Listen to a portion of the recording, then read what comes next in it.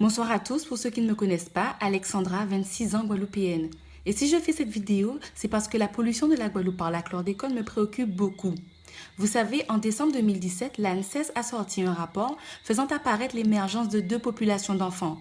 D'un côté, les enfants résidant en zone contaminée, donc surexposés à la chlordécone. Il s'agit des enfants de Basse-Terre. Et de l'autre, des enfants résidant en zone non contaminée, donc non surexposés à la chlordécone.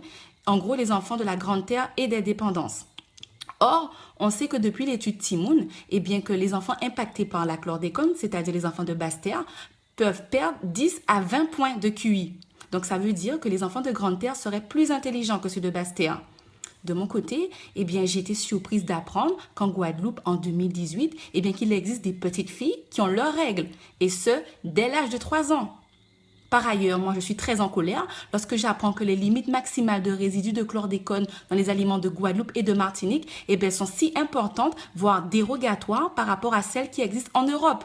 Donc ce qu'il faut absolument, c'est une mise en sécurité sanitaire de l'alimentation des populations de Guadeloupe et de Martinique parce qu'il en va de notre santé mais aussi de celle des générations futures.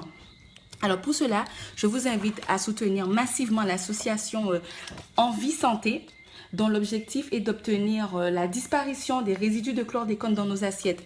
Donc faites comme moi, allez sur la plateforme KissKissBankBank, KI2S-BANK.com, tapez en barre de recherche chlordécone parce que les souscriptions, les possibilités de souscription vont jusqu'au 1er février, donc les délais sont très très courts, alors il faut qu'on se mobilise en masse. Alors s'il vous plaît, partagez cette vidéo à tous vos contacts et merci de m'avoir écouté.